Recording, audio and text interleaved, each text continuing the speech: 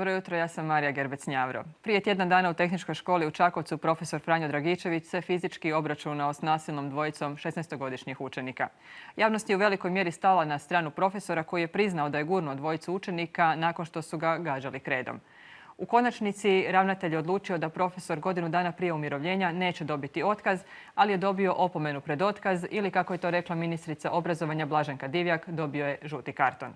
Incident je izazvao veliki interes javnosti, a na dvijema Facebook grupama koje okupljaju nastavnike oni su počeli iznositi ružna iskustva iz škola.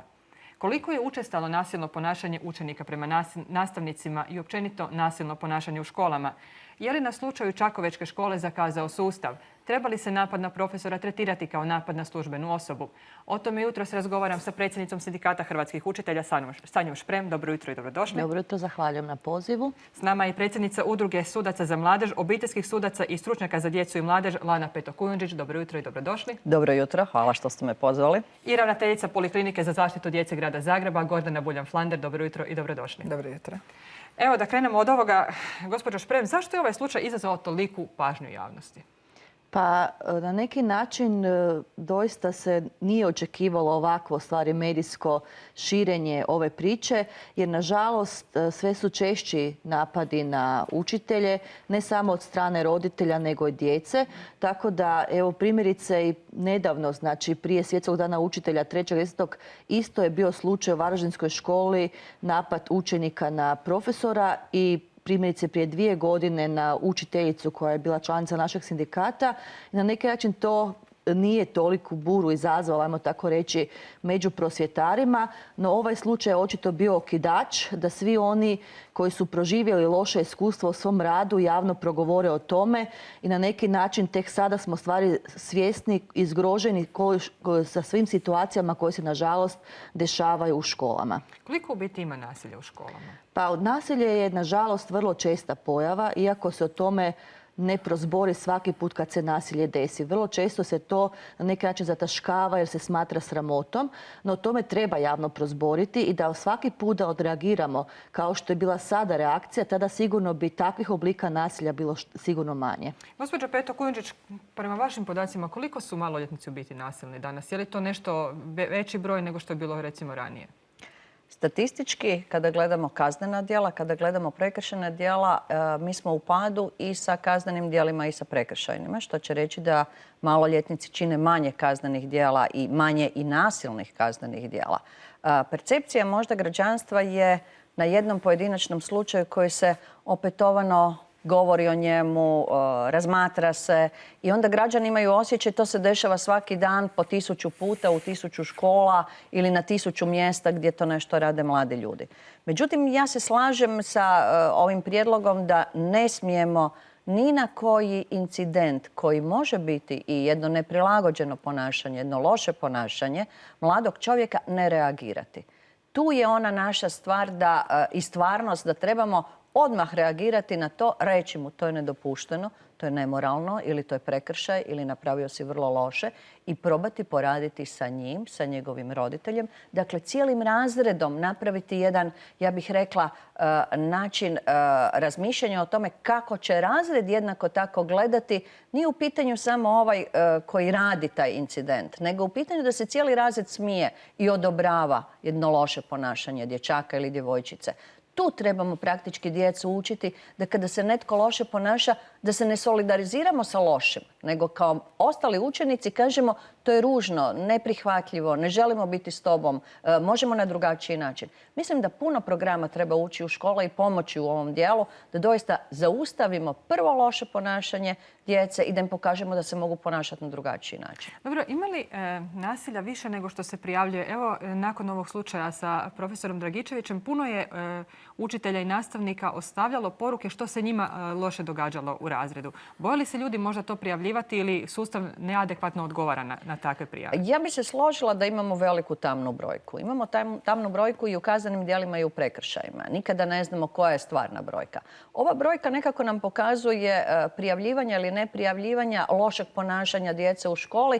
Može biti dvojaka. Može biti u onom dijelu možda sam ja bio loš učitelj pa se ne znam s time nositi, pa ne želim. Ili možda ne mogu dobiti nekakvu povratnu informaciju od mojih stručnih službi, od ravnatelja, od nekoga iz ministarstva. Slažem se da postoje niz razloga zašto ne ide se sa tim podacima, ali mislim da svaki ravnatelj u svojoj školi bi trebao biti jako jasan.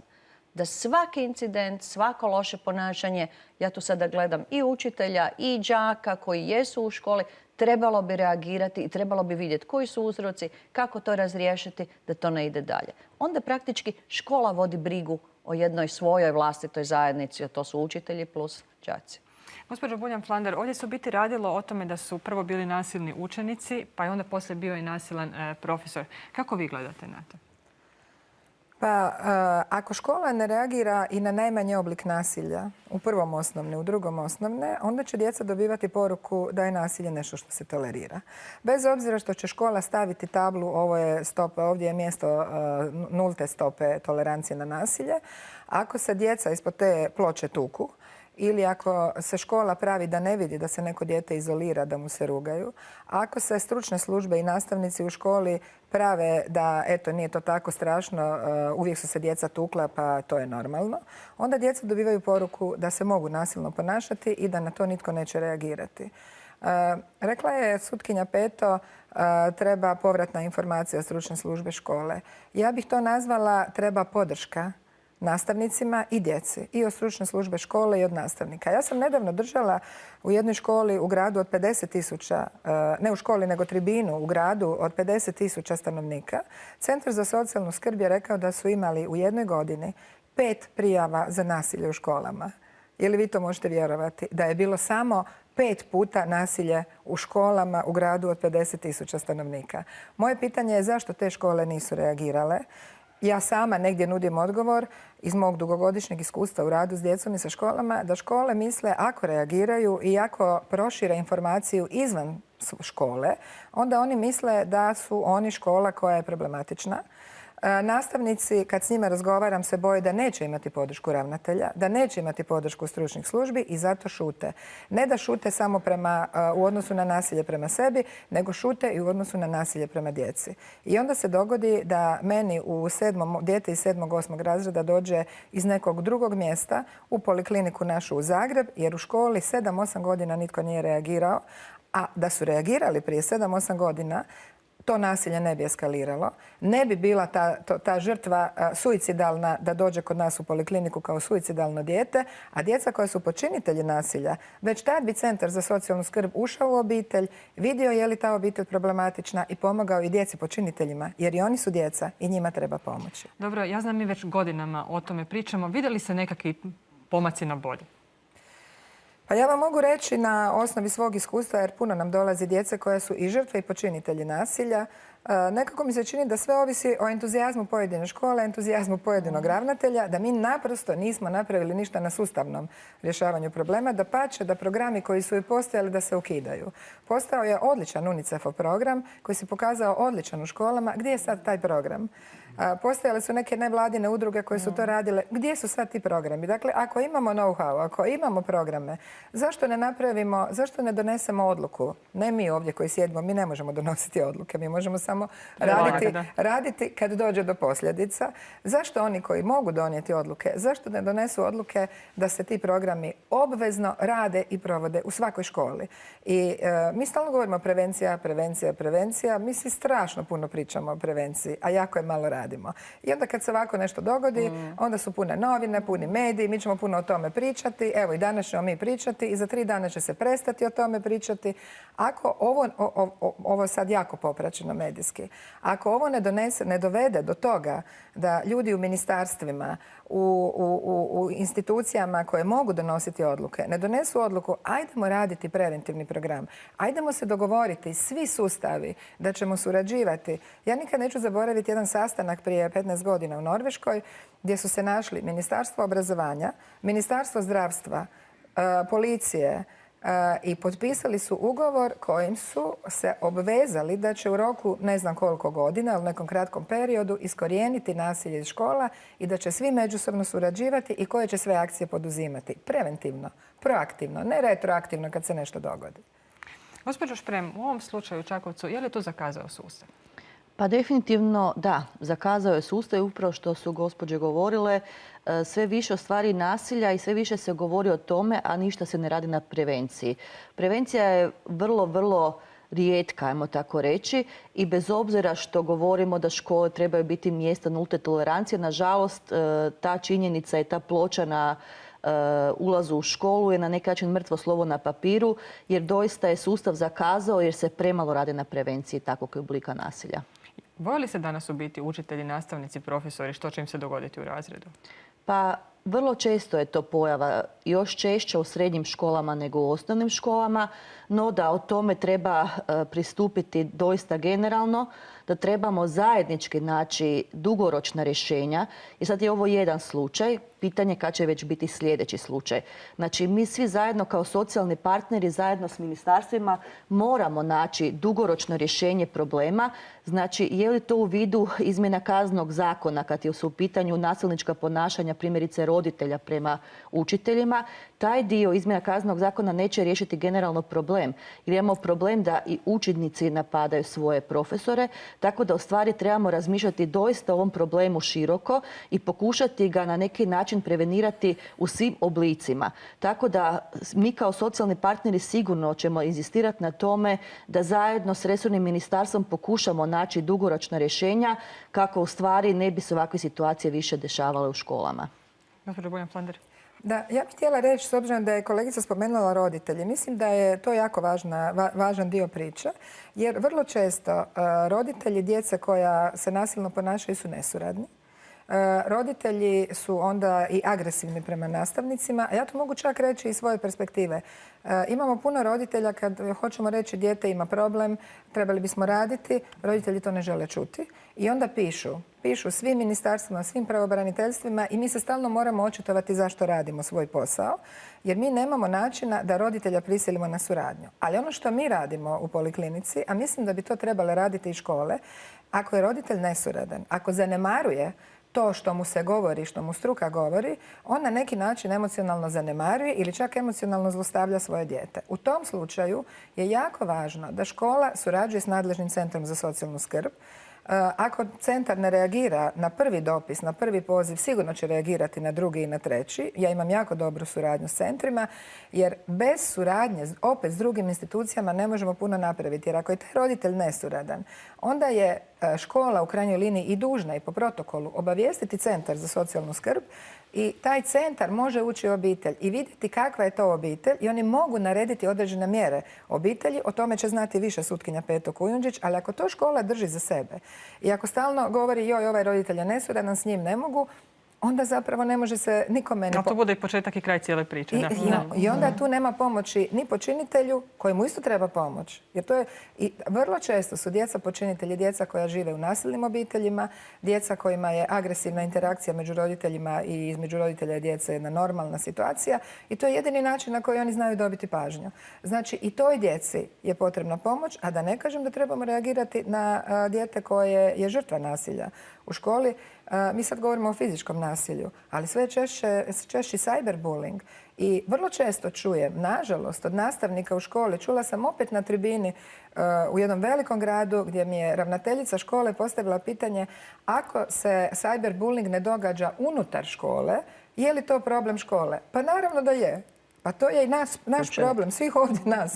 I moj problem koja sam u Zagrebu, a ovo se događalo u nekom drugom gradu. Znači, moramo znati da je to, čim je dijete nasilno, ako je žrtva, ako je počinitelj, to je problem škole, bez obzira li se to nasilje događa u školi. To je problem realno i cijeloga društva. Ili negdje drugdje i cijeloga društva. Gospođo Peto Kujundžić, htjela sam vas pitati, sad se vrlo često, već godinama, da tako kažem, traži da i učitelji, nastavnici, profesori isto budu tretirane kao službene osobe, znači napad na njih da se tretira kao napad na službene osobe. Je li to dobro rješenje?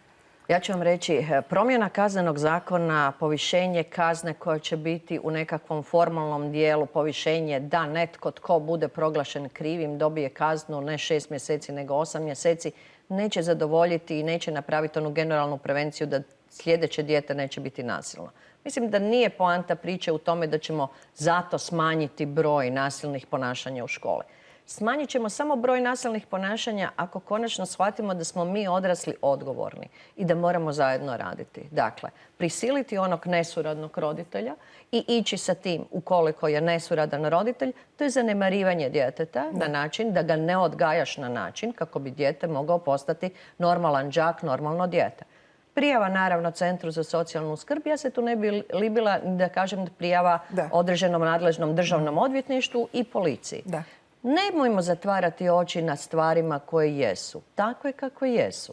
Ako kažemo da roditelje ne valja, onda ajmo sa roditeljem odraditi taj dio. Naše kazneno pravo ima puno sankcija. Dakle, nećemo mi odmah pomisliti da ćemo mi tog roditelja staviti u zatvor za cijeli život.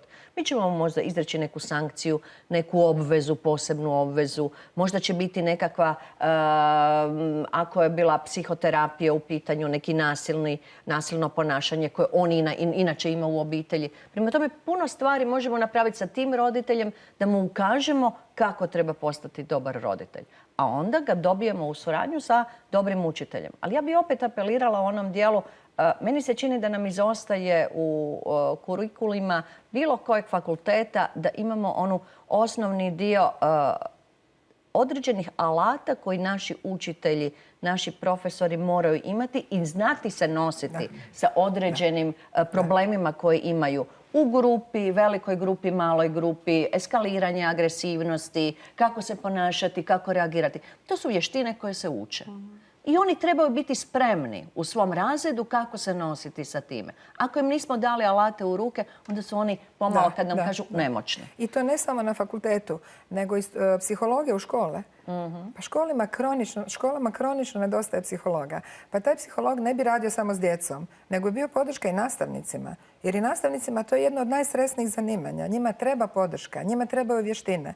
A to je nešto što može dati psiholog u školi. A kod nas jedan psiholog pokriva ne znam koliko stotina djece, on može samo svakom djetetu reći dobro jutro i to je sve što može s njim raditi. Dobro, evo jučer je baš to pitanje bilo upućeno i ministrici obrazovanja. Ona je rekla da mi pod tim stručnim suradnicima u školi smo negdje, ne zaostajemo biti u odnosu na, recimo, međunarodne standarde. Je, točno, ali postoje psiholozi u raznim savjetovalištima na drugim razinama. Dakle, već se rješava problem na ranije razini, a kod nas nema ni toga. Znači, ako roditelj hoće savjet za dijete u vrtiću, on nema neko savjetovalište da može otići po savjet, nego će čekati po 2, 3, 4 mjeseca kod nas u poliklinici ili u Klaićevoj bolnici. A onda kad dijete dođe u školu, dijete je došlo iz neke obitelji. Nismo ga na vrijeme prepoznali. To dijete koje se nasilno ponaša, ono je se moglo prepoznati vrlo često, već u predškolskoj dobi. Ali mi nemamo ni te službe. Dakle, mi ne možemo se uspoređivati s drugim zemljama i reći imamo jednako psihologa kao i druge škole u drugim zemljama. Zato što druge zemlje imaju na drugim razinama takvu zaštitu. Gospođo Šprem, evo ministrica najavljuje donošenje nacionalnog akcijskog plana. U kojem bi smjeru po vama to trebalo ići? Tu smo spomenuli sad i ovaj zakon, o tome se još ne govori, o tome to se samo razmatra, ali ona je rekla postrožavanje pravilnika. Definitivno da. Kad gledamo stvari neprimjerene oblike ponašanja učenika, tada u stvari trebamo razmišljati isključivo o pravilniku o pedagoškim mjerama. Dok govorimo primjerice o napadima na učitelje od strane roditelja, onda u stvari govorimo o domeni izmjena Kaznenog zakona. I moram reći da je upravo Sindikat hrvatskih učitelja 2014. godine inicirao izmjene Kaznenog zakona, te je došlo do izmjene Kaznenog zakona 2015. godine na način da učitelji, zaposlenici u zdravstvu i ostali djelatnici javnih službi u slučaju prisile i prijetnje više ne trebaju pokretati privatne tužbe, već u tim slučajevima se pokreće po službenoj dužnosti. No naravno da to ne obuhvaća nasilničko ponašanje primjerice roditelja koja su najčešće, najfrekventnije na kraju školske godine pri zaključivanju ocjena. Tako da u stvari ono što moram ja osobno reći, da prijedlog izmjena Kaznenog zakona koji je bio u lipnju mjesecu ove godine, gdje je u stvari se trebala povećati zaštita i kažnjavanje nasilničkog ponašanja isključivo prema zdravstvenim radnicima, smatram neprihvatljivim, jer takvo parcijalno rješenje i selektivan pristup izmjenama Kaznenog zakona sigurno nije dobar. Tako da u stvari smo se i mi kao sindikat očitovali na ovaj prijedlog izmjena i dopuna Kaznenog zakona No, nažalost, naš prijedlog da ne možemo parcijalno pristupati izmjenama Kaznenog zakona, nego da treba podjednako kažnjavati sve oblike nasilničkog ponašanja, a vidimo da su to česti slučajevi u školama. Upravo u stvari očekujemo da i u novim izmjenama Kaznenog zakona ne bude parcijalnih rješenja. Ne možemo samo izdvojiti zdravstvene radnike, a primjerice učitelje u tom dijelu izostaviti. Znamo da je izmjenama Zakona odgoja obrazovanja došlo do promjena nakon javne rasprave, tako da i ovaj Kazneni zakon još uvijek može pooštriti kazne za napade na učitelje u slučaju primjerice da se takve situacije dešavaju i mislim da u tome treba pristupiti ako ima dobre želje i volje. Gospođa Peto Kujundžić. Slažem se. Ako smo rekli da određene službene osobe koje u svojoj službi trpe neke određene oblike koji njih oštećuju ili ih ugrožavaju, mislim da tu moraju biti jednaki. Jednaki moraju biti, ja bih rekla, i tramvajac i onaj koji vozi autobus, jednak mora biti i učitelj u školi, jednak mora biti medicinska sestra u ovome. Moramo napraviti doista ove službe koje su okrenute prema građanstvu, da građanstvo ne može nasilno se ponašati samo zato zbog njihovog obavljanja posla.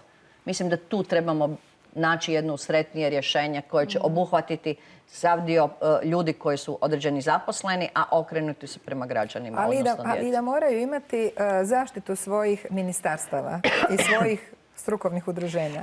Htjela sam pročitati ovdje na stranici nastavnici.org.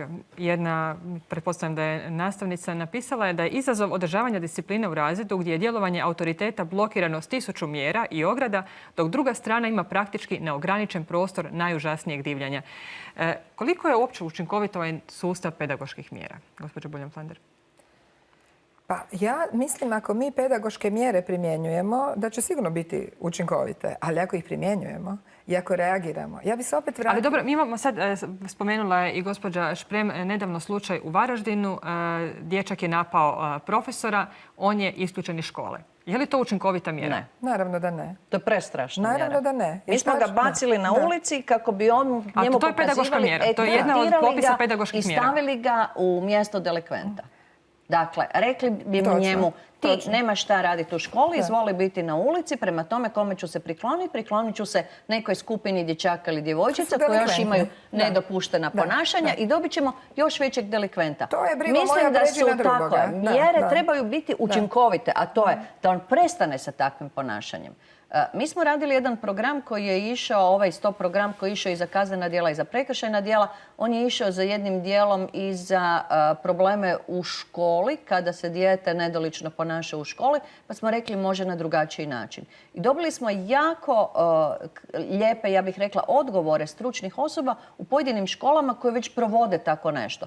Kada dijete se neprilagođeno ponaša, recimo, izostane iz škole ili zakasni u školu, pa tako 2-3 puta za redom, onda ga pozove stručna osoba, razgovara s njim, naprave određeni plan i onda napravi nešto dobro za tu školu. Recimo, saditi cvijeće ili posprema neke stvari koje jesu. Vratimo odgovornost za njegovo ponašanje. On shvati i onda ga druga djeca pitaju što radiš. Radim zato što sam 3 puta zakasnio, a sada ja moram, ne znam, složiti ove kasliće da budu u redu. Nakon toga, kada mu damo i preuzmemo mu onaj dio i kažemo mu jesi li odgovoran za svoje ponašanje, nakon toga on će promijeniti svoje ponašanje. Kažu mi upravo ti ravnatelji i stručni suradnici da nikada nemaju problema sa cvijećem ispred škole ako ga djeca sade. Ako ga oni sade ili vrtlari, uvijek imaju problema, uvijek su im pogaženi. A ovako djeca paze, nemoj, pazi, ovo cvijeće smo mi napravili. Dakle, pitanje je kako vraćamo odgovornost djeci. Posebno ako to radi neko nasilno dijete koje je i veće od druge djece, pa onda je on dobar redar. Ali ja bi se vratila opet. I ako to ne djeluje, opet škola mora funkcionirati na način da surađuje s nadležnim centrima za socijalnu skrb. Ja jako puno radim s centrima i školama. To ne funkcionira. To stvarno ne funkcionira, a centar za socijalnu skrb ne može reagirati ako nema informaciju.